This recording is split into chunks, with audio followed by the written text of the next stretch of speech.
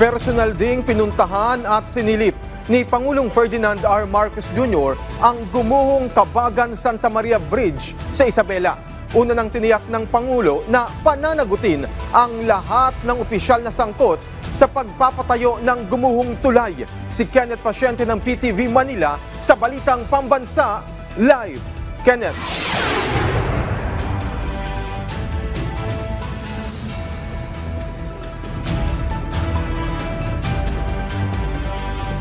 Yes, Alan, personal na ininspeksyon ni Pangulong Ferdinand R. Marcos Jr. ang Kabagan Santa Maria Bridge dito sa probinsya ng Isabela. Kasama ang kinatawan ng DPWH Region 2 at Central Office maging ang mga lokal na opisyal, ininspeksyon ng Pangulo ang bahagi ng tulay na gumuho noong February 27. Ayon sa kanya, design flaw ang nakikitang dahilan kaya bumigay ang bahagi ng tulay. Kung tutuusin kasi anya, 1.8 billion pesos ang pondo rito pero mas mababa dyan ang ginamit kaya naapektuhan ang disenyo ng tulay. Ang punot-dulo nito, design flaw. It is a design flaw. Mali yung design. Ang history kasi nito, dapat ang funding nito was supposed to be, ang project cost nito is 1.8 billion. So binawasan to under 1 billion para makamura. Ayan, inayos ngayon, ginawa ngayon yung detailed design.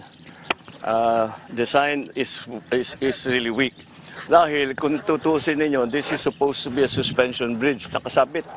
Nakaganyan yung arko na ganyan, tapos yung bridge suportado ng kable. Ito lang ang suspension bridge na nakita ko sa buong mundo na hindi kable. At yan na mismo ang bumigay. Nung una pa lamang dinanya ay nakitaan na ito ng paggalaw kaya binalikan at kinailangang i-refit na bagaman sinunod naman daw ang plano ay nagkaproblema sa specifications. Nanghihinayang din ang Pangulo na dahil sa pagtitipid ay tila back to zero uli dahil sa kakailanganing pagkukumpuni ng buong tulay. Tiniyak din ng punong ehekutibo na may mananagot sa insidente. Pero kailangan muna anyang tugunan ang problema at pagsasaayos ng tulay.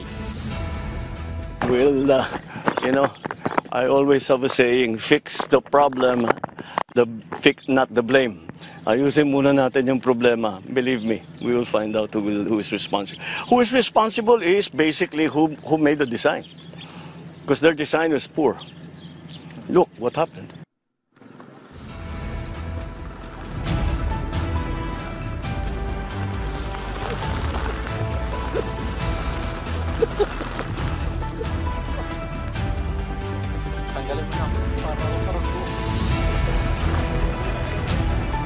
Alan, matapos nga ang mga aktibidad ng Pangulo dito sa probinsya ng Isabela ay magkakaroon siya ng mga pribadong pagpupulong dyan naman sa Maynila. At yan na muna ang latest. Balik sa iyo, Alan.